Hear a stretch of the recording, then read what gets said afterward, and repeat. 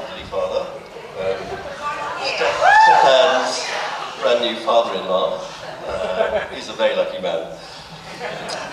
It's lovely that you can all be with us today to celebrate with Jeannie and myself, and Henry and Helen, Deborah's and Stefan's wedding.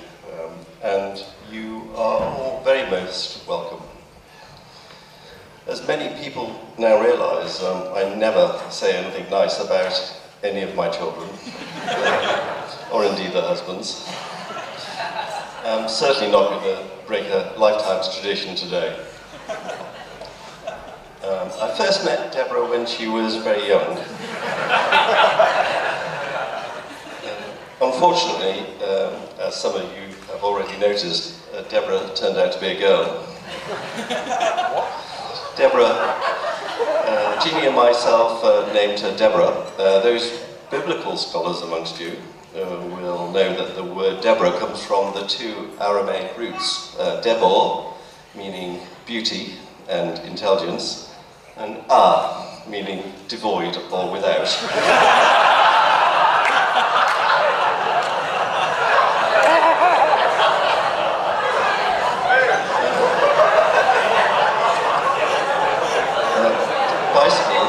Bicycles featured in both Stefan and Deborah's lives early on.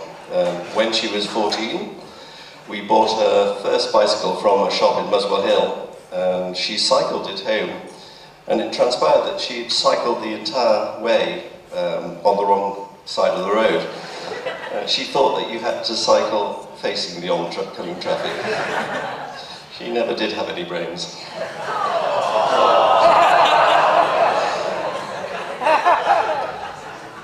Deborah and Stefan started their romance in the sixth form at school, at JFS.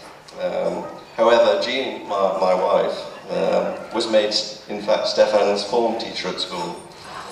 A situation which Deborah found to be excruciatingly embarrassing.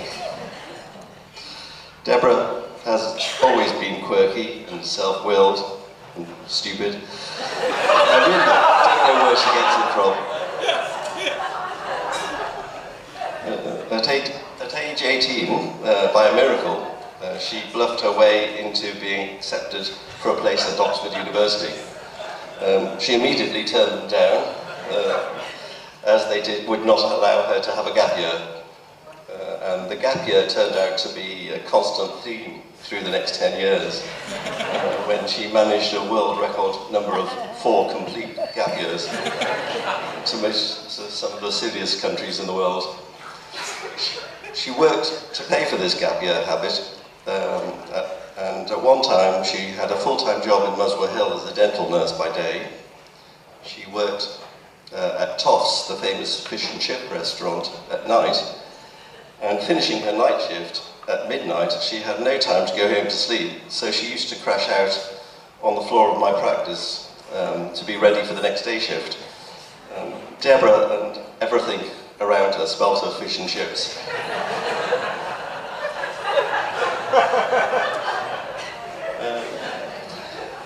I taught all my 3 daughters to drive, and all of them from time to time hit the pavement. But Deborah, she was the only one who ended up with all 4 wheels on the pavement. It was pretty scary for the pedestrians. One day, Deborah returned from Bristol in a motor car and remarked that she had hit a bird on the motorway, which was sad for the bird. When I went out to look at the car, the entire front and bonnet were completely mangled. I don't know what kind of bird it was, but at the very least it was the size of a herd of ostrich. I really don't know what Stefan sees in Deborah. He could have done so much better. Many people do in fact feel that Stefan married beneath him. But for all that, I do quite like Stefan. He's strong-willed and comes from a household where the men are in charge and dominant, like real men. by comparison, comes from a house where the women are completely in charge of everything, and the men are weak and subservient. And with these role models, I feel sure that it's going to produce some fiery arguments in the future. So that's all three off my hands now. I'm looking at it not so much as gaining a son, and more as finally losing a daughter.